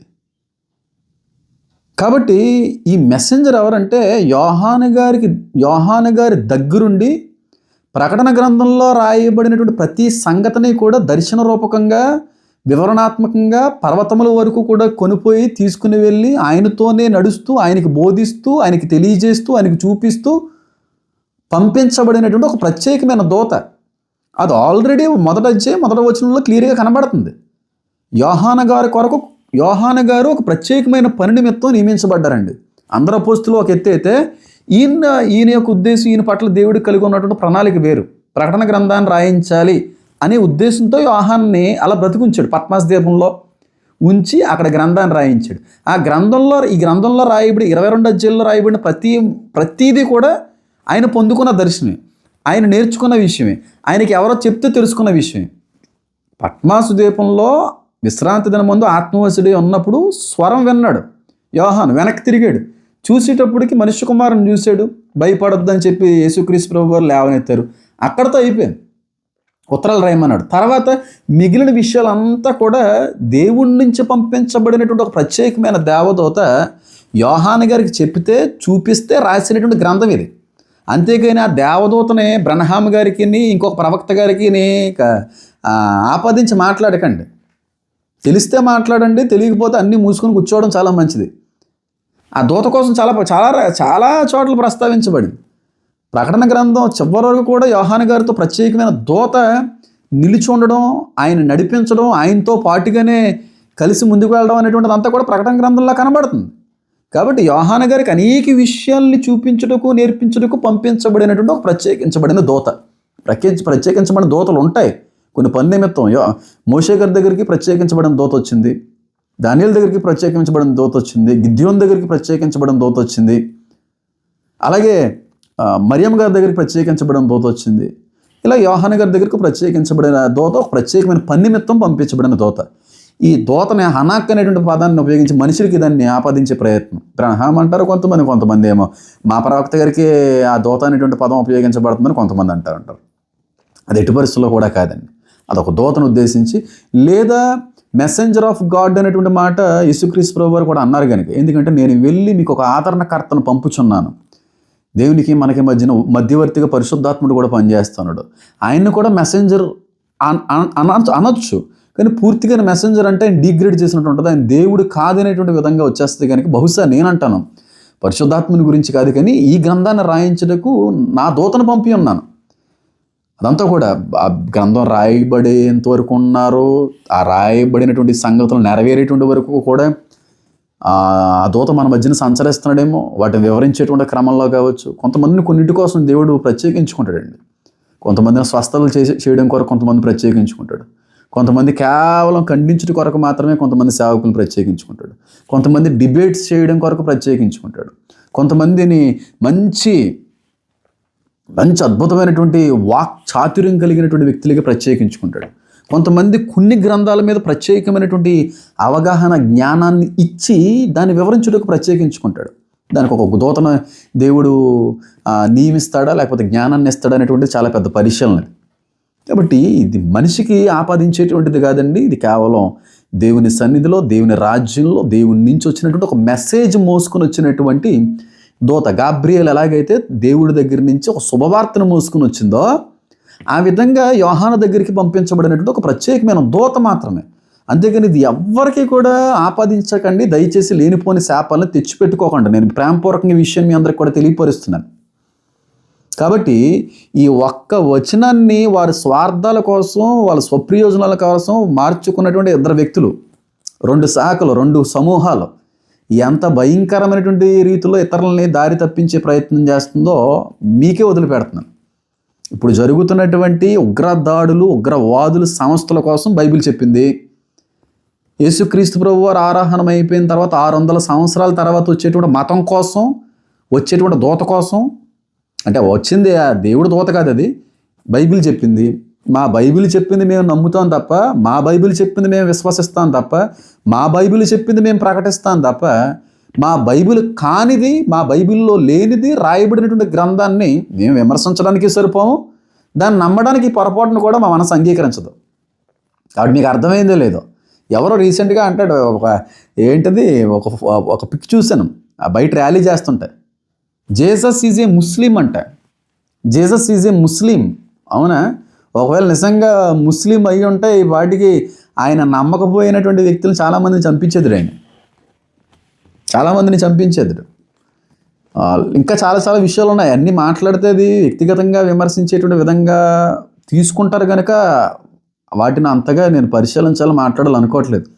కాబట్టి ఆలోచించండి. చాలా చివరి దినాల్లో ఉన్నామండి, మనం అంత్య దినాల్లో ఉన్నామండి. బలవంతపు మత మార్పిడి జరిగేటువంటి ఒక గుంపు ఆల్రెడీ ప్రపంచవ్యాప్తంగా విస్తరించబడుతుంది. 666 ముద్ర కూడా అక్కడి నుంచే. ఆ మతాన్ని అలా వాడుకుంటాడు. అందరూ ఒకటి కాదు. సౌదీ అరేబియన్స్ వేరు, చెప్తున్నాను, ఆ లీనేజ్ వేరు, ఆ బ్లడ్ లైన్ వేరు. 666 అనేటువంటిది కూడా అక్కడి నుంచే వస్తుంది. వాళ్ళని వాడుకున్నాను చెప్పి వాడుకొని వాళ్ళని కూడా సాతాను కూడా మోసం చేసేసి ప్రక్కన పెట్టేసి ప్రాకారములు కలిగినటువంటి దేవతను తీసుకొస్తాడు. ఈ ప్రాకారములు కలిగిన దేవత ఎవరు? ఐగుప్తుల యొక్క దేవతలు, దేవుళ్ళు. పడద్రోయబడినటువంటి దేవదూతలే దేవులిగా మారిపోయారు. ఇప్పటికి కూడా ప్రపంచవ్యాప్తంగా దేవులిగా కొనసాగుతున్నారు. వాళ్ళందరినీ మళ్ళీ తీసుకొస్తాడు. ఏలియన్స్, గ్రహాంతరవాసులు, ప్రాకారం కలిగిన దేవత. చెప్పాను ఆల్రెడీ, అద్భుతమైనటువంటి మెసేజ్ ఇచ్చాను. ఒకవేళ అవకాశం ఉంటే ఈ వీడియో చివరిలో కూడా ఇది నేను పెట్టే ప్రయత్నం చేస్తాను. చూడండి, మీకు ఎంత అద్భుతమైనటువంటి ఆత్మీయ మేలు పొందుకుంటారో మీకు అర్థమవుతుంది. కాబట్టి ఈ మతాన్ని కూడా కొంతవరకు తర్వాత వాళ్ళని కూడా మోసం చేస్తాడు. అంటే వాళ్ళు మోసం చేయడం అంటే ఇంక పూర్తిగా వాళ్ళని వాడిలోకి మార్చేసుకుని 666 ముద్ర వేయించేసిన తర్వాత ఇంకొక దేవతను తీసుకొస్తాడు. చాలా సంపాదిస్తాడని ఉంది దానియేలు ప్రకారంగా. కాబట్టి ఫస్ట్ నుంచి కూడా అపవాది అనేటువంటి వాడు అబద్ధానికి జనకుడు, మోసగాళ్ళకే మోసగాడాడు. చాలామందిని మోసగించాడు. మనం అంటాం ఆ మతస్థులు చెడ్డోళ్ళు, ఆ మతానికి సంబంధించిన వాళ్ళు ఎలాంటి వాళ్ళు. అస్సలు అనకండి. కేవలం మనుషులని, మంచి మనుషుల్ని, దైవ స్వరూపం కలిగినటువంటి వారిని అలా వాడుకుంటున్నటువంటి సాతానుగా నిన్ను మాట్లాడినా అనండి, తప్పేమీ లేదు. ఎప్పుడు కూడా మనిషిని వేలెట్టి చూపడానికి సరిపోం. అన్ని మతాల్లో మంచి చెడులు అనేటువంటివి ఉన్నాయి. అది మంచితనం అనేది మనిషికి సంబంధించింది, మానవత్వం అనేటువంటిది మనుషులకి సంబంధించింది. కాబట్టి అందరూ ఒక రకంగా ఉండరు అనేటువంటిది నా ఉద్దేశం. కాబట్టి వీరిద్దరి గురించి బైబిల్ ఎప్పుడో చెప్పింది. ఈ 2 గ్రూపుల గురించి మనం జాగ్రత్త పడాలి. ముందు రోజుల్లో ఎంతకంటే భయానకమైనటువంటి తప్పుడు బోధకులు వస్తారని కూడా లేఖనాలు సెలవిస్తున్నాయి. ఇదంతా కూడా అంత్య దినాలకు సంబంధించినటువంటి బోధలను కూడా మీకు అర్థం కావాలి. కాబట్టి యుగ సమాప్తి దశలో మనం అందరం కూడా ఉన్నాం. సిద్ధపడండి. అనేక మందిని దేవుని వైపుగా నడిపించగలిగే పాత్రలుగా మనం ఉండాలని ఆశపడతా ఉన్నాను. సత్యాన్ని మాత్రమే తెలుసుకోవడానికి ప్రయత్నం చేయండి. దేవుణ్ణి అడగండి, మీరు ఏ మతానికి సంబంధించిన వారైనా. నిజాన్ని మాత్రమే మాకు తెలియజేయండి. నిజదేవుడు మాత్రమే మాకు కనబడాలి. నిజదేవుడితో మాత్రమే మేము మాట్లాడాలనుకుంటున్నాం. సత్య గ్రంథం ఏంటో మేము తెలుసుకోవాలనుకుంటున్నాం అని అడిగితే ఖచ్చితంగా పరిశుద్ధాత్ముడు ఆకర్షించబడతాడు మీ యొక్క మాటలకి. కాబట్టి చాలా వ్యతిరేకత, చాలా భయానకమైనటువంటి రీతిలో ప్రపంచం కనబడుతూ ఉంది. ప్రపంచ క్షేమం కొరకు కూడా మనందరం కూడా ప్రార్థించవలసిన అవసరం ఉందని మరోసారి గుర్తు చేస్తున్నాను. రాబోయే దినాల్లో ఇంతకు మించిన అద్భుతమైన విషయాలతో మీ అందరి ముందుకు వచ్చే ప్రయత్నం చేస్తాను. ఈలోపు నా కోసం ప్రార్థన చేయండి, ఆత్మీయంగా ఎదగండి. God bless you all. Amen.